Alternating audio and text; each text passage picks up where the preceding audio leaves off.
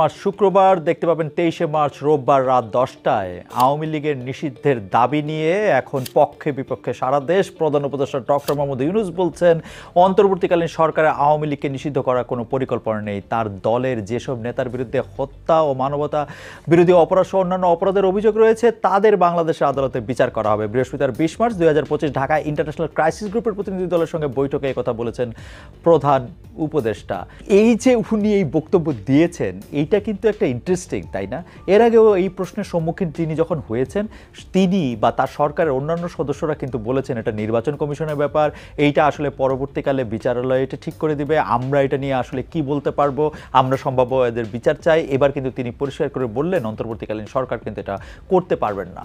এই দেশি বিদেশি বিভিন্ন গণমাধ্যম, বিদেশি সংস্থা, কূটনীতিক সবাই আওয়ামী লীগের ভবিষ্যৎ নিয়ে নির্বাচনে অংশ করতে পারবে কিনা, নিষিদ্ধ করতে পারবে কিনা এই বিষয়ে ডক্টর ইউনূস ক্ষমতা আসার পর থেকে আমরা খেয়াল করেছি কিন্তু প্রশ্নের অনেক উত্তর দিতে হচ্ছে। আওয়ামী লীগ নিষিদ্ধ করা হবে এটা কখনোই প্রধান উপদেষ্টা যেমন বলেননি, আবার এই সরকার যে করতেই পারবেন না সেটাও তিনি কখনো বলেন নাই। মানে তিনি বরং একটা মাঝামাঝি অবস্থানে গিয়েছেন। কখনো এরকম বলেছেন যেহেতু বিএনপির মতো বড় দলগুলি চায় না আওয়ামী লীগ নিষিদ্ধ হবে না, তাই নির্বাচনে আসতে বাধা আছে কি বাধা নেই সেটা আসলে নির্বাচন কমিশন ঠিক করবে। কিন্তু এটার মধ্যে গোল বাঁধল তখন যখন হাসনাত আবদুল্লাহ এই জাতীয় নাগরিক পার্টির একজন গুরুত্বপূর্ণ নেতা তিনি বললেন ডক্টর ইউনূস আওয়ামী লীগ, ডক্টর ইউনূস আমি একটু সুন্দর করে পড়ি না, হাসনাত আবদুল্লাহ কীরকম করে বলছেন, ডক্টর ইউনূস আওয়ামী লীগ 5ই আগস্টে নিষিদ্ধ হয়ে গেছে। উত্তরপাড়া ও ভারতের প্রেসক্রিপশনে আওয়ামী লীগের চ্যাপ্টার ওপেন করার চেষ্টা করে আর কোনো লাভ নেই। উত্তরপাড়া আর ভারতের প্রেসক্রিপশন, এই উত্তরপাড়া আর ভারতের প্রেসক্রিপশনটা তো আমরা আসলে ভারত এরকম বলতেছে নতুন নির্বাচনী দল আসলে তাদের সাথে কথা বলবে, তাদের সাথে সম্পর্ক স্বাভাবিক হবে। আর উত্তরপাড়ার প্রেসক্রিপশন নিয়ে এই যে ওই ডক্টর মোহাম্মদ ইউনূসকে উদ্দেশ্য করে তিনি যেটা বলছিলেন তার মানে হাসনাত আবদুল্লাহ যেটা বলছিলেন সে হাসনাত আবদুল্লাহ ওই পোস্টার দেওয়ার 1 ঘন্টা পরই বড় আরেকটা পোস্ট দেন। সেখানে তিনি অভিযোগ করেন আওয়ামী লীগের প্রত্যাবর্তনে সেনাবাহিনী থেকে সহযোগিতা করা হচ্ছে। এই নিয়ে হাসনাতদের নাকি তিনি একটা টাইমলাইনও দেন 11 মার্চ ক্যান্টনমেন্টে বৈঠক করবে সেনাবাহিনী, সেখানে বৈঠক করে সেনাবাহিনী, আসলে বৈঠক করে ফেলছে। মানে 11 মার্চের ঘটনাটা আমরা একটা 20শে মার্চ এটার একটা ফেসবুকে একটা পোস্ট দেখছি যেখানে হাসনাত আবদুল্লাহ বলছেন যে সেখানে আওয়ামী লীগ ছোট আওয়ামী লীগকে একটা শুদ্ধ বা একটা ভালো আওয়ামী লীগকে বাছাই করা হচ্ছে। সব মিলিয়ে অনেকগুলি বিরোধী দলের কথা বলা হচ্ছে সংসদ নির্বাচনে, সেটা মেনে নেওয়ার জন্য প্রস্তাব দেওয়া হচ্ছে। আসন কয়টা হবে না পাবে না পাবে সেটা নিয়ে কথা বলছে। তাহলে কি একটা সাজানো ছক করা নির্বাচন হতে চলতেছে? হাসনাত আবদুল্লাহ যেহেতু বলতেছেন তাই তা নিয়ে আরও ব্যাখ্যা দেওয়া উচিত। এই জাতীয় নাগরিক পার্টি কিন্তু এই ব্যাখ্যা অনেকে যখন এই প্রশ্নটা করেছেন যে আসলে হাসনাত আবদুল্লাহ তো জাতীয় নাগরিক পার্টির প্রধান নন, জাতীয় নাগরিক পার্টির প্রধান হচ্ছেন নাহিদ, জনাব নাহিদ ইসলামকে না ডেকে, তারপরে হচ্ছে জনাব আক্তারকে না ডেকে কেন হাসনাত সাহেবকে ডাকা হলো, কেন হাসনাত সহ অন্য দুজন যাদের নাম তিনি করছেন না তাদের নাম বলা হলো, সেটি নিয়ে অনেকে আসলে সন্দেহ পোষণ করছেন। তবে এই সন্দেহের ক্ষেত্রে কিন্তু আমরা পরপরই জনাব নাহিদ ইসলামের ফেসবুক স্ট্যাটাসে তিনি এটি অতি গুরুত্ব দিয়ে শেয়ার করেছেন। জাতীয় নাগরিক পার্টির পক্ষ থেকে একটি অতি গুরুত্বপূর্ণ বা জরুরি প্রেস বিজ্ঞপ্তি সব জায়গায় পাঠানো হয়েছে, যেখানকার একটা লাইন আমরা এরকম পড়তে পারি। তিনি ডক্টর মোহাম্মদ ইউনূসকে উদ্দেশ্য করে বলতেছেন সম্প্রতি অন্তর্বর্তীকালীন সরকারের প্রধান উপদেষ্টা মন্তব্য করেছেন আওয়ামী লীগ নিষিদ্ধের কোনো পরিকল্পনা সরকারের নেই। আমরা তার এই বক্তব্যের তীব্র নিন্দা জানাচ্ছেন নাহিদ ইসলামের দল ডক্টর মোহাম্মদ ইউনূসের বক্তব্যের। এইটার মধ্যেই আসলে আবার উত্তরপাড়ার প্রসঙ্গে আসি। উত্তরপাড়াতে ক্যান্টনমেন্টে ডেকে জেনারেল ওয়াকারুজ্জামান নাকি তাদেরকে বলতেছেন ওই যে আপনারা কয়টা আসন নেবেন, আওয়ামী লীগকে আসবে, আওয়ামী লীগ শেখ পরিবার বাদ দিয়ে অনেকটা ভালো পরিবার হয়ে আসবে, ভালো একটা রাজনৈতিক দল হয়ে আসবে, সেইটার ক্ষেত্রে আপনারা কেন মানা করতেছেন, আপনাদের অভিজ্ঞতা নাই, ইত্যাদি ইত্যাদি ইত্যাদি। এটা কি সত্যি বিশ্বাস্য? জেনারেল ওয়াকার আপনার কিন্তু এটা ব্যাখ্যা দিতে হবে, আপনি কিন্তু এটা ব্যাখ্যা দিবেন। কিন্তু আপনি সত্যি এই আসন্ন জাতীয় নির্বাচন আওয়ামী লীগ আসবে কি আসবে না এগুলো আপনি এখানে বসে বসে ঠিক করতেছেন কিনা এটা কিন্তু আপনার ব্যাখ্যা দিতে হবে। আপনার কিন্তু মনে থাকবে আপনি যদি এটা ভালোর কারণেও করে থাকেন, আপনি যদি কারো ভালো করার জন্য এটা করে থাকেন তবুও কিন্তু আপনি এটা ব্যাখ্যা দিবেন। এটার ব্যাখ্যা আপনি আজকে বর্তমানের খাতিরে দিবেন, যেই অতীত, যেই জুলাই আগস্টের রক্তের উপর দাঁড়া হয়ে এই নতুন বন্দোবস্ত আসছে, নতুন সরকার আসছে, সেই খাতিরে দিবেন, যেই ভবিষ্যতের দিকে আমরা তাকায় আসি সেই ভবিষ্যতের খাতিরেও আপনি কিন্তু এই ব্যাখ্যা দিবেন। আপনি ব্যাখ্যা দিবেন জেনারেল ওয়াকার যে আপনি আসলে বাংলাদেশের রাজনীতিতে কারা পরবর্তী সময় ক্ষমতায় আসবে কি আসবে না তা আপনি এখানে বসে বসে ঠিক করতেছেন কিনা। আপনি কিন্তু ব্যাখ্যা দিবেন আপনি একটি ভালো আওয়ামী লীগের এইখানে পুনর্বাসন হোক সেটার ঠিকাদারি নিছেন কিনা। আপনি কিন্তু এটা ব্যাখ্যা দিবেন। জেনারেল ওয়াকারুজ্জামান আপনার একজন পূর্বসূরি ছিলেন, তার নাম জেনারেল মঈনুদ্দিন। জেনারেল মঈনুদ্দিনও কিন্তু দেশের ভালো করতে গেছিলেন, অন্তত তার বই খাতা পড়ে এরকমই মনে হয়। ভালো করতে গিয়ে উনি কী কী করছেন সেটা নিশ্চয়ই আপনি মনে থাকার কথা। ওই সময় আপনি অনেক গুরুত্বপূর্ণ কর্মকর্তা। কিন্তু আমি আপনার কাছ থেকে এটার ব্যাখ্যা চাই। আপনি কিন্তু সব বিষয়ে কিন্তু আপনার অবস্থান পরিষ্কার করেন, আপনি কিন্তু কথা বলেন, আমাদের সাথে কথা না বলতে পারেন। আপনার কি বলে জানি, আপনার এটাকে জানি কি বলে, আইএসপিআর দিয়ে আপনি জানাবেন জনাব হাসনাত আব্দুল্লাহ এটা ঠিক বলছে কি ঠিক বলে নাই। আপনারা হাসনাত আব্দুল্লাহকে ডাইকা নিয়ে এগুলি বলতেছেন কিনা এটা জানাবেন, ঠিক আছে? আমি যেটা বুঝতেছি না এবং যেখানে আমার একটা কনসার্ন সেটা হচ্ছে যে কোনো একটা গ্রুপের বা কোনো একটা চক্রের কোনো একটা কায়েমি স্বার্থবাদী জায়গার কথা শুই নাকি এই মুখোমুখি করা হইতেছে সেনাবাহিনীর সাথে অন্য কারো। আমরা কিন্তু এর নানা রকম লক্ষণ দেখছি। গত সপ্তাহে কি হয়েছে, তুলসী গ্যাবার্ড কি বলছে, সেটার ব্যাখ্যা সরকার কি দিছে, সেইটার ব্যাখ্যা নিয়ে আরও কত চর্চা হয়েছে সেগুলি কিন্তু আমরা দেখছি। আমি কিন্তু আবারও দেখতেছিলাম যে যদিও আমরা মুখে বলতেছি তুলসী গ্যাবার্ড যেগুলি বলতেছেন সেগুলির আমরা যথেষ্ট পরিমাণে প্রতিবাদ করছি, কিন্তু সরকারের যেসব জায়গায় জায়গায় যেগুলি ঠিক করার কথা সেগুলি তারা ঠিক করছেন কি না সেটাও একটু দেখা নিয়েন। জেনারেল ওয়াকার আপনি আপনার বক্তব্য পরিষ্কার করেন, কিন্তু এদিকে আসিফ মাহমুদ সজীব ভুঁইয়া সরকারের আরেকজন উপদেষ্টা, তার একটা ভিডিও ট্রেলার দেখলাম, যে সাক্ষাৎকারের ট্রেলারটাই মাত্র দেখছি, সেই ট্রেলারটার মধ্যে দেখা গেছে জেনারেল ওয়াকার নাকি ডক্টর ইউনূস এই তত্ত্বাবধায়ক সরকারের প্রধান হবেন এই প্রসঙ্গে তিনি একটা ভেটো দিছিলেন। তিনি বলছিলেন যে এটা একটা নো, কারণ তিনি একজন কনভিক্ট, তাকে তাকে তাকে তাকে তাকে তাকে তাকে এই সরকারের প্রধান করা এটা ঠিক করা হবে না। তার চেয়েও বড় ইন্টারেস্টিং ব্যাপার আছে, কিন্তু তার চেয়েও বড় ইন্টারেস্টিং ব্যাপার হচ্ছে বিএনপির জ্যেষ্ঠ যুগ্ম মহাসচিব রুহুল কবির রিজভীর কথা শুনছেন। তিনি বলতেছেন আওয়ামী লীগের যারা অপরাধী তাদের বিচার নিশ্চিত হওয়ার পর যারা হত্যা লুটপাটে জড়িত নয় তাদের যদি জনগণ রাজনীতি করার সুযোগ দেয় আমাদের কিছু বলার নেই। জনগণ রাজনীতি করার সুযোগ দেয় বলে আসলে কি বুঝাতে চাচ্ছেন? আমি আমি আমি আমি কিন্তু আপনাদের কথা আসলে ঠিক বুঝতে পারতেছি না। মানে আপনারা কি চাচ্ছেন? মানে এই আওয়ামী লীগ নিয়ে সমন্বয়করা যেমন কঠোর অবস্থানে, বিএনপি যে তেমন কঠোর অবস্থানে নাই, সেটার কি কোনো একটা নির্দিষ্ট কারণ কি আছে আসলে? নাকি শত্রু বন্ধু এই ফর্মুলাতে এখন সমন্বয়করা শত্রু, এখন সমন্বয়কদের শত্রু হচ্ছে আওয়ামী লীগ, তারা আপনার কিছুটা বন্ধু? মানে কেন এটা? আপনি দেখেন বিএনপি শীর্ষ নেতারা সবসময় আওয়ামী লীগ নিষিদ্ধের বিরুদ্ধে অবস্থান নিচ্ছেন, তারা বিচার চাইছেন, কিন্তু আওয়ামী লীগের নির্বাচনে অংশ নেওয়ার বিষয়টি জনগণের উপরে ছেড়ে দিতে চাইছেন বিএনপি।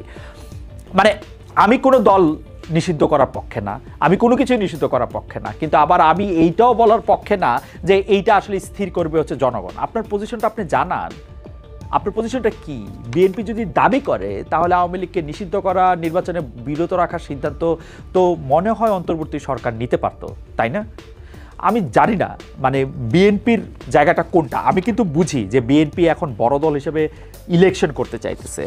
এখন যখন একটা বড় দল ইলেকশন করতে চায়, একটা বড় দল যখন ইলেকশন করতে চায় তখন বড় দলটার যদি মনে হয় আমরা ইলেকশন করতে পারতেছি না, কারণ এই সরকারের মেয়াদ 3 বছর 4 বছর বা আরও 2 বছর 3 বছর এরকম থাক, এইটা চাইতেছে কেউ যদি এই বিএনপি মনে করে যে এই জাতীয় নির্বাচনে করতে অন্তর্বর্তী সরকার গড়িমসি করছে, কিংস পার্টির পক্ষে সরাসরি অবস্থান নিচ্ছে, তাহলে বিএনপির অবস্থাটা কী হওয়া উচিত? স্ট্র্যাটেজিক্যালি বিএনপির বলা উচিত যে বিএনপি এখন নির্বাচন ছাড়া আর অন্য কোনো কিছু ভাবছে না। কিন্তু দেখেন বিএনপির সামনে এই তথাকথিত কিংস পার্টি বা সরকার কথাটা কি বলতেছে? সরকার কি একবারও বলছে, ডক্টর মোহাম্মদ ইউনূসকে একবারও বলছে যে উনি আরও আজীবন ক্ষমতায় থাকা যাবে, উনি ইলেকশন দিবেই না, 2 বছর 3 বছর 5 বছর পরে ইলেকশন দিবে? এটা কিন্তু বলতেছে না। তারা বলতেছে সংস্কারের কথা। এই জায়গাটা আমার কাছে একটু ইন্টারেস্টিং লাগে। তারা যেসব সংস্কারের কথা বলছে, ধরা যাক সংবিধান সংস্কারের প্রসঙ্গে আসেন, সংবিধান সংস্কারে আমি ধরে নিলাম প্রফেসর আলী রিয়াজের কমিটি যেই সংবিধান সংস্কারের কথা বলছেন সেই কমিটির মানে কি সোজা কথা বলতে যে তাদের সেই যোগ্যতা আছে কিনা, তারা সেই অভিজ্ঞতা আছে কিনা, তাদের সেই লয়ালিটি এটা আছে কিনা, এটা নিয়ে আপনারা প্রশ্ন তুলতে পারেন। কিন্তু তারা কি এই সংস্কারের মধ্যে এমন কোনো সংস্কারের প্রস্তাব আপনাদের কাছে করেছেন যে এটা আসলে আপনারা মানতেই পারবেন না? তাহলে আপনারা বলে দেন যে হ্যাঁ আমরা এই সংস্কার মানতে রাজি আছি। ডক্টর ইউনূস এটা আহ্বান করেছেন, আপনারা প্রকাশ্যে বলে দেন এই সংস্কার মানতে আপনাদের অসুবিধা কি। অসুবিধা যে আপনাদের আসে সেটা কিন্তু আপনাদের নেতাদের কথা এটা বোঝা যায়। মির্জা আব্বাস কিন্তু কোথাও একটা বলছেন যে আপনি আসলে মানে কোনো সংস্কার আপনারা মানেন না, এবং সংস্কার মানলেও সংস্কার যদি করাও হয় আপনারা ক্ষমতা গেলে সেই সংস্কার বাদ দিয়ে দিবেন। কেন? এই সংস্কারটা যদি এই কারণে করতে তারা বলেন যে আপনি ক্ষমতার একটা ভারসাম্য আনবেন, তা আনেন ক্ষমতার মধ্যে ভারসাম্য। ক্ষমতার মধ্যে ভারসাম্য আনতে অসুবিধা কি? ক্ষমতার মধ্যে ভারসাম্য আনার জন্য যে সংস্কার, সেই সংস্কার মেনে নিতে অসুবিধাটা কোথায়? এটা একটা কুইজ না?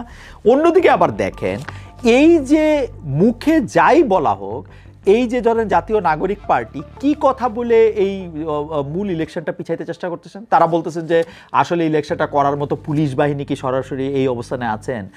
তারা বলতে চেষ্টা করতেছেন যে এটার মধ্যে কি সবার নিরাপত্তা দেওয়া সম্ভব হবে? তার আগে কি আসলে গণপরিষদ নির্বাচন করে নিতে হবে? বা এই নির্বাচন কমিশনের সার্চ কমিটি তো হয়েছিল শেখ হাসিনার আইন মেনে, তো শেখ হাসিনার আইন মেনে সার্চ কমিটি হয়েছে, তো কী হয়েছে? নির্বাচন কমিশনটা শেখ হাসিনা যে আইন করে গেছে সেই আইনে নির্বাচন কমিশন করে গেলে কি নির্বাচন কমিশনের মাধ্যমে ইলেকশন ম্যানিপুলেশন করা সম্ভব? আর যদি এটা সম্ভব হয় তাহলে সেই ম্যানিপুলেশনটা কে করবে? দলে তো আছেন আপনারা, এবং আপনারা যাকে নিয়োগ দিয়েছেন বলে সে নিজের মুখে স্বীকার করছেন সে ডক্টর মোহাম্মদ ইউনূস। তো আপনারা তো অবশ্যই সবার আগে আপনারা চাইবেন যে ইলেকশনটা হোক, যদি ম্যানিপুলেশনও হয়। কি জন্য আপনারা এটা মানা করতেছে সেটাও বুঝতেছি না। বিএনপি কেন সংস্কারের কথা উঠলে বিএনপির গায়ে জ্বর আসে সেটাও বুঝতেছি না। মানে এই যে আপনারা একটা ঝগড়া মারামারি একটা এমন অবস্থা সৃষ্টি করে রাখছেন সেটা কেন সেটাও আমি বুঝতেছি না। আমারে আপনি কইতে পারেন যে আমি অত্যন্ত সরলভাবে এগুলি বলে যাচ্ছি, এর ভিতরে ভিতরে অনেক কথা আছে। ভাই আবার আসেন, ভিতরে ভিতরে কথাগুলির সমীকরণের মতো করে সাজাই। বিএনপি কি চায়? বিএনপি ইলেকশন চায়। আপনারা কি চান? আপনারা বলতেছেন আপনারাও ইলেকশন চান। তো ইলেকশন কখন চান? সংস্কারের পরে চান। তো সংস্কার করতে পরে চান, যে সংস্কারের পরে এই সংস্কারটা মানতে বিএনপির কি অসুবিধা? আমি এটা বুঝতেছি না। আপনারা সংস্কারের মধ্যে এমন কি বলছেন যেটা বিএনপি এখন মুখ দিয়ে বলতে পারতেছে না এই সবগুলি সংস্কার বা অধিকাংশ সংস্কার বা এই কটা সংস্কার আমরা স্বীকার করি? আর আপনাদেরও বা কি সমস্যা? আপনারা যদি মনে করেন নির্বাচন কমিশনের মধ্যে থেকে যেই নির্বাচন কমিশন হয়েছে সেই নির্বাচন কমিশনের ম্যানিপুলেট করা সম্ভব, বাই পাওয়ারে তো আপনারা। আর কেমনে ম্যানিপুলেট করা সম্ভব? আপনারা সব জায়গায় মনে করেন, এই যে একটু আগে বললাম যে হ্যাঁ সেনাপ্রধান যেটা বলছেন আপনাদের ডাইকা নিয়ে যদি এগুলি বলে থাকেন খুবই অন্যায় কাজ করছেন। এদিকে আমি মনে করি হাসনাত আব্দুল্লাহ একদম ঠিক আছে যে সেনাপ্রধানের কথা উনি শোনেন নাই। আবার পাশাপাশি আপনারা যে সব কিছুর মধ্যে আওয়ামী লীগের ভূত দেখতেছেন, আওয়ামী লীগ কি এত শক্তিশালী দল? অনেক সময় যে মনে করতেছেন আওয়ামী লীগ ফিরা আইসা এই করবে সেই করবে। আওয়ামী লীগ বাংলাদেশের রাজনীতিতে মানে আমি প্রথম বলবো না, সর্বতভাবে প্রত্যাখ্যাত একটা দল আওয়ামী লীগের কাছেও প্রত্যাখ্যাত। আমি কয়েকদিন আগে আওয়ামী লীগের লোকজনের স্ট্যাটাস দেখতেছিলাম, তারা একে একে নাম করে শেখ হাসিনার আশেপাশে যে 4-5 জন আছে তাদের কথাও তারা বলতেছিলেন যে তাদের কারণে আজকে এই অবস্থা হয়েছে। সেই আওয়ামী লীগের নিয়ে এত ভয় পাওয়ার কি আছে? ইলেকশনের আগে আপনারা বলতেছেন যে ধরেন গণপরিষদের নির্বাচন হইতে হবে বা গণপরিষদ নির্বাচন পাশাপাশি হইতে পারে, এগুলি সবই ভালো কথা। কিন্তু এই সবগুলি ভালো কথার মধ্যে সবগুলি ভালো কথার মধ্যে প্রবলেমটা কোন জায়গায় জানেন? অনেকগুলি খারাপ কথাও মিশা থাকে। কতদিন আগে আমরা দেখলাম জনাব আসিফ মাহমুদ সজীব ভাইয়া আপনি নাকি নিয়োগ দিতেছেন প্রশাসক আপনার পছন্দে, পরে আবার আপনার একটা ফেসবুক স্ট্যাটাস দেখতেছি যে আপনি এটা দেন নাই। আপনারা নাকি ওয়াসাতে লোক নিয়োগ দেন গো ভাই গো বোনরা, আমার ওয়াসাতে লোক নিয়োগ দেন টাকা নিয়া তদবির কইরা। এইটা যে আপনারা করতেছেন কি করতেছেন না এটা আপনারা পরিষ্কার করেন, এবং দয়া করে এগুলি আর কইরেন না। এগুলি কইরেন না, কারণ সন্দেহটা দেখা দেয় কখন? যখন আমরা ইলেকশনটার ক্ষেত্রে আপনাদের পিছায় দেওয়াটা আপনাদের চাওয়া দেখি, এবং যখন দেখি যে আপনারা মনে করতেছেন এই সরকারে না থাকলে আর আপনার অস্তিত্ব থাকবে না, তখন আমাদের এই সন্দেহটা দেখা দেয়। সরকারে না থাকলেও আপনাদের অস্তিত্ব থাকবে, আপনারা সৎ এবং ভালো রাজনীতি করেন। নতুন রাজনৈতিক বন্দোবস্তের কথা বারবার প্রতিদিন আমি এটা আপনাদের স্মরণ করায় দিব। নতুন রাজনৈতিক বন্দোবস্তের কথা যে আপনারা বলে আসছেন, নতুন দল গঠন করছেন, সেটা আপনারা করেন। আবার একটু ডক্টর মোহাম্মদ ইউনূসের কথায় ফিরে আসি। ডক্টর মোহাম্মদ ইউনূস, আপনি কি সত্যি মানে এই আপনি আপনি আপনি আপনি আপনি কি সত্যি সরকার প্রধানের দায়িত্ব ঠিকঠাক পালন করতেছেন? মানে আপনার বলতে এটা কেমন শোনায়, আপনি বাংলাদেশের আমাদের ছোট ঘরের আপনি একটা বড় জানালা, তাই না? আপনি আমাদের আমি তো এটা বারবার সাক্ষ্য দেই যে আপনাকে নিয়ে আমি সারা পৃথিবীর মানুষের যত আগ্রহ দেখছি, এরকম কোনো বাংলাদেশি কোনো বাঙালির নিয়ে এত আগ্রহ আমি দেখি নাই। ডেফিনেটলি আরও যে নোবেল প্রাইজ পাইছেন আমাদের অন্য বাঙালি লোকজন, ধরেন অমর্ত্য সেন, অভিজিৎ সাহেব, তাদের কেউ কিন্তু আপনার ধারে কাছেও নাই। তো আপনার কি হয় আপনি আমাকে একটু বলেন তো। সবশেষ আমরা দেখলাম বিদেশ সফর করে এসে প্রধান উপদেষ্টার সঙ্গে, মানে আপনার সঙ্গে যমুনায় দেখা করতে আসলেন সেনাপ্রধান। এই দেখা করতে আসলেন, তারপরের দিনই হলো আমরা একটা জিনিস জানলাম যে আপনি একদম স্পষ্ট বলে দিলেন আওয়ামী লীগকে এই সরকার আর কোনো করবে না, মানে নিষিদ্ধ করবে না। তো এটা কি উনি বলছেন, উনার বক্তব্যই আপনার মুখ দিয়ে বাইর হইল? মানে ঘটনাটা কি আসলে? যেমন আমরা নাহিদ ইসলামের দল থেকে যে প্রেস রিলিজ দেওয়া হয়েছে, সেই প্রেস রিলিজের মধ্যে কিন্তু স্পষ্ট করে নাহিদ ইসলামের প্রেস রিলিজ থেকে বলা হইতেছে আওয়ামী লীগ কর্তৃক সংগঠিত পিলখানা হত্যাকাণ্ড, শাপলা হত্যাকাণ্ড, আগ্রাসন বিরোধী আন্দোলনে হত্যাকাণ্ড, গুম, ক্রসফায়ার, ভোট ডাকাতি সহ জুলাই হত্যাকাণ্ডের বিচার প্রশ্নে কার্যকর অগ্রগতি দৃশ্যমান হয় নাই। উনি বলতেছেন দৃশ্যমান হওয়ার আগে রাষ্ট্রের দায়িত্বশীল পদ থেকে এই ধরনের বক্তব্য অনাকাঙ্ক্ষিত। আপনার বক্তব্যকে অনাকাঙ্ক্ষিত বলা হচ্ছে নাহিদ ইসলামের যে দল, জাতীয় নাগরিক পার্টির দলের প্রেস রিলিজে। আসিফ মাহমুদের কথা বলতেছিলাম। আসিফ মাহমুদ, সজীব ভুঁইয়া প্রথমা থেকে জুলাই আন্দোলন নিয়ে একটা বই আসছে, সেখানে কিছু প্রকাশ্যে মানে কিছু অপ্রকাশ্য বিষয় আসছে। সেখানে 5 আগস্ট হাসিনা সরকারের পতনের পর সমন্বয়কেরা তারেক রহমানের সঙ্গে বৈঠক করেছিলেন, তখন তারেক জিয়া নাকি 3 মাসের মধ্যে নির্বাচন আয়োজন করবে এমন একটা অন্তর্বর্তীকালীন সরকারের দাবি করেছিলেন। ইন্টারেস্টিং না? 5 আগস্ট আপনারা গিয়ে একটা বৈঠক করলেন, সেই বৈঠকে কে আসে কে নাই সেটা নিয়ে কার ছবি আপনি বাদ দিছেন সেইটা নিয়েও আসলে কথা উঠলো। আপনি তারপরে হচ্ছে তারেক সাহেব আপনাদেরকে 3 মাসের মধ্যে ওই ইলেকশন করবে এরকম একটা দলের কথা এটা আপনাকে বললো। এটা আপনি মানে এটা আপনাদের মুখে আপনার এই বই বাইর হওয়ার আগে আমরা শুনি নাই। এর কারণ মানে এটা কি হইতে পারে? এটার কারণ বলেন তো। জাতীয় নাগরিক পার্টির আহ্বায়ক নাহিদ ইসলাম বলতেছেন নির্বাচন করতেই আমরা রাজনৈতিক দল গড়ে তুলেছি, আর এই নির্বাচন হতে হবে গণপরিষদ নির্বাচন, কারণ গণপরিষদ নির্বাচন ছাড়া নতুন সংবিধান বা সংবিধানে মৌলিক সংস্কার সম্ভব নয়। এইটা একটা ইন্টারেস্টিং পয়েন্ট না? ধরেন গণপরিষদের একবার আমরা শুনছি যে আপনারা দাবি করতেছেন যে গণপরিষদের নির্বাচন আর জাতীয় সংসদের নির্বাচন আপনারা একসঙ্গে করেন, আরেকবার আমরা দাবি করতেছি যে গণপরিষদের নির্বাচন এখন আগে করেন, যেখানে সংবিধানের মৌলিক সংস্কার করতে হবে। গণপরিষদের নির্বাচন যদি আপনি এখন করেন এবং সংবিধানের মৌলিক সংস্কারগুলি যদি আপনারা করেন, এটার মধ্যে তো বছরখানেক টাইম নেবে, তাই না? বছরখানেক, তারপর আরও 1.5 বছর, তার মানে 2 বছর আরও এই সরকার থাকুক, এইটার প্রেসক্রিপশন আপনারা দিতেছেন, তাই না? এইটার কারণ কি? মানে এটার কারণ আমাকে ইয়ারা যেটা বলে সেইটা কি কারণ? মানে আপনারা আর একটু বেশি সময় চান, আর একটু বেশি সময় থাকলে আপনারা আরেকটু বেশি একটু নিয়োগ দিবেন, আর একটু বেশি আপনারা ইফতার পার্টি করবেন, আপনাদের কে টাকা দেয় সেইটা একটু আপনারা গোপন রাখবেন, এটা কি কারণ? 20 মার্চ বৃহস্পতিবার সন্ধ্যায় বরিশালে জাতীয় নাগরিক পার্টির নেতাকর্মী ও স্থানীয় গণ্যমান্য ব্যক্তিদের সঙ্গে মত বিনিময় করতে গিয়ে আপনি তো এই কথা বলছেন। আপনার কিন্তু মনে আছে আপনারা যখন এখানে গেছেন অনেক লোক কিন্তু আপনাদের মানে আমি যদি সরলভাবে বলি, অনেক লোক কিন্তু আপনাদের কথা এখন পছন্দ করতেছে না। মানে এই গণপরিষদ নির্বাচনের দাবি আপনারা করলেও এই দাবিটা আপনারা যতটা মানে আগ্রহ নিয়ে করতেছেন, আর কারোর মধ্যে এই আগ্রহ দেখছেন? যদি এখন গণপরিষদ নির্বাচন করেন, ধরেন গণপরিষদ নির্বাচন করতে করতে ডিসেম্বর, তারপর আপনারা আরও 1 বছর লাগলো, তার মানে 2026 পুরোটা, তারপরে হচ্ছে 2026-এ পরে 2027-এর ফেব্রুয়ারি মার্চে গিয়ে আপনারা ক্ষমতা ছাড়লেন, তারপরে একটা ইলেকশনের তফসিল গঠন হলো, মানে 2028-এর দিকে আপনারা নির্বাচনটা চান না, তার মধ্যে অন্যান্য সংস্কারও হইলো, তাই না? আপনাদের এই জিনিসটা আমার পছন্দ হইতেছে না। এই জাতীয় নাগরিক পার্টির আমি এই কথা বলি, আপনাদের এই জিনিসটা আমার আসলে পছন্দ হইতেছে না। আপনাদের এই জিনিসটা নিয়ে আমার সিরিয়াস আপত্তি আছে। বিএনপিকে আমি বলি এই যে বড় দল, বড় পার্টি, আপনাদের আর কি কি হইতে হবে আমি এটা জানি না। আপনাদের নেতা লন্ডনে বৈশা থাইকা আপনাদেরকে বিভিন্ন রকম বাণী দিচ্ছে, সেই বাণী আপনারা শুনতেছেন। কিন্তু আমার কাছে মনে হয় যে তিনি এখন দেশে আসুন, একটা রাজনীতিতে একটা প্রত্যক্ষ অংশগ্রহণ করুন। তার সকল মামলা টামলা ইত্যাদি উঠে গেছে, এখন আর তার এটা বলার আর কোনো জায়গা নাই। এবং যেসব সংস্কারের কথা বলা হচ্ছে, এই সংস্কার আমরা করব না, এই সংস্কার আমরা মানব না, এসব কথা না বলে এই সংস্কারগুলি করে প্লিজ। সবশেষ আমি জেনারেল ওয়াকারুজ্জামান, 4 স্টার জেনারেল, সেনাপ্রধান, আপনারা বলতে চাই, আপনি রাজনীতিতে নাক গলানো, মাথা গলানো, চোখ গলানো এগুলি বন্ধ করেন। এইখানে আওয়ামী লীগ এসে রাজনীতি করবে না করবে না, একটা ভালো আওয়ামী লীগ হবে, একটা খারাপ আওয়ামী লীগ হবে, একটা তৃণমূল আওয়ামী লীগ হবে, শেখ পরিবারের বাদ দিয়ে আওয়ামী লীগ হবে, সেগুলি কিন্তু আপনার দায়িত্ব না। আমি আবার বলি, জেনারেল ওয়াকারুজ্জামান, এগুলো আপনার দায়িত্ব না। আপনি যেই দায়িত্ব আপনার না, এই দায়িত্ব আপনি নিয়েন না। আর প্রফেসর মোহাম্মদ ইউনূস, আপনারে বলি যে আপনি একটু ঠিক করেন। এই যে ধরেন সবগুলির মধ্যে, আমরা সবগুলি কথার মধ্যেই এক ধরনের, আমি এটা কি বলবো, আপনি মুরব্বী মানুষ, তারপর আমি একটু বলি যে একটু একটু একটু একটু যেন একটু যেন একটু যেন চালাকি হয়, এই চালাকিটা করেন না।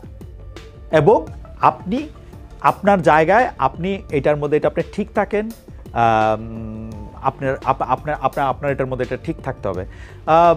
ফিরা গিয়ে আবার একটু বিএনপির কথা বলি। বিএনপির স্থায়ী কমিটির সদস্য জনাব মির্জা আব্বাস, আপনি যে বলছেন ওদের হাতের, ওদের কলমের কোনো সংস্কার আমরা সহজে মেনে নেব না, সংস্কার যদি করেন আমরা কারেকশন করব। কারণ কি? সংস্কার মানবেন না কেন? আপনারা যদি সংস্কার না মানবেন, আপনার একটা কথা মনে করাই দিই, আপনাগো আন্দোলনের মধ্যে কিন্তু শেখ হাসিনা রেজিমের পতন হয় নাই। আপনাদের স্টেক কতটা আছে সেটা ভাইবা কথা বলে। উচিত কথা নিয়ে আরও অনেক কথা বলতে হবে। দেশের রাজনীতি উচিত কথা নিয়ে না, মানে উচিত কথায় আরও অনেক কথা নিশ্চয়ই আমাদের বলতে হবে। আমরা এগুলি বলতে চেষ্টা করব। কিন্তু আমরা সাধারণ যারা জনগণ আসি, তাদের কি হয় জানেন? ওই পাটা আর পুতার ঘষাঘষিতে আমাদের প্রাণ যায়। এখন তার পাটা আর পুতা না, পাটা পুতার লগে নোরা, শিল, আরও 4 ধরনের জিনিস এসে জুটতাছে। আমগরে দয়া করে একটু মাফ করেন। আমাদের মানে এমন না যে বাংলাদেশের সব সমস্যার সমাধান হয়ে গেছে। বাংলাদেশে প্রচুর সমস্যা আছে। আমাদের ভাইরা এই মধ্যপ্রাচ্যে গরমের মধ্যে এই রাস্তা ঝাড়ু দিতেছে, সেই টাকা দিয়ে ফুটানি করতেছেন। আমাদের গার্মেন্টসের যারা আমাদের ভাই বোনেরা আছেন, তাদের কষ্টে কিন্তু এই ফুটাঙ্কি করতেছেন। এই ফুটাঙ্কিটা বাদ দেন, দেশের কথা একটু ভাবেন সবাই মিলে।